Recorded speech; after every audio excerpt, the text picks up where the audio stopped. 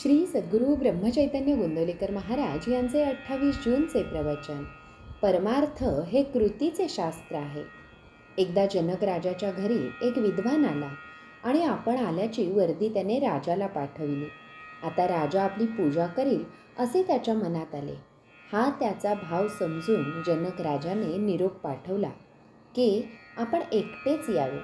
त्याप्रमाणे आपण अभिमानाचे गाठोडे बाहेर ठेवून मगच रामाकडे जावे. तसेच सद्गुरूच्या घरीही आपले भांडवल बाजूला ठेवूनच जावे. मी कोण याची जाणीव जोपर्यंत राहते तोपर्यंत दुजे पण आलेच. अभिमान वाढवण्याकरिता देवाकडे नाही जाऊ. दुसऱ्याचे वाईट व्हावे असे आपल्याला वाटले की आपला अभिमान वाढीला लागला आहे असे जाणावे. पोराबाळांवर जितके प्रेम करता तितके प्रेम भगवंतावर करावे. आपली आणि भगवंताची इच्छा एकच होणे हे परमार्थाचे सूत्र आहे.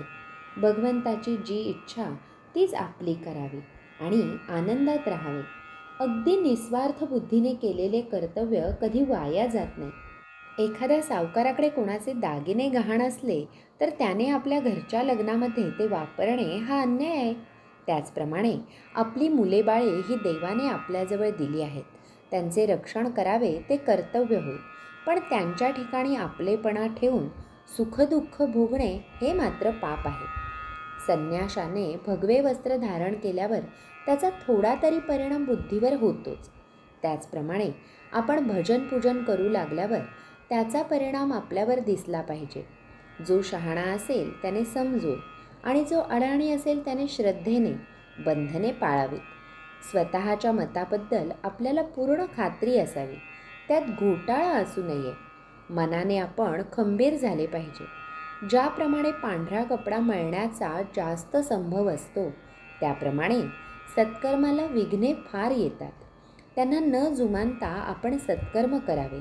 आचार आणि विचार ही दोन्ही जुळली म्हणजे उच्चारही तसाच येतो. नारळात पाणी जितके गोड तेवढी खोबऱ्याला चव कमी. तसे जेवढी विद्वत्ता जास्त तेवढी निष्ठा कमी. फार वाचू नका. जे काही थोडे वाचाल त्याचे मनन करा आणि ते कृतीत आणा.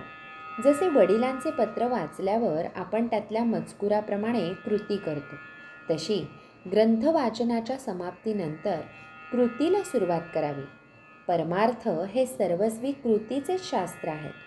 समाधान आणि आनंद हे त्या शास्त्राचे साध्य आहे. भगवंताच्या स्मरणात कर्तव्य केले की जीवनात आनंद उत्पन्न होतो. श्रीराम समर्थ. सर्व काही करावे पण खरे प्रेम साधनावर असावे. श्री सद्गुरू ब्रह्मचैतन्य गोंदवलेकर महाराज की जय. जय जय रघुवीर समर्थ.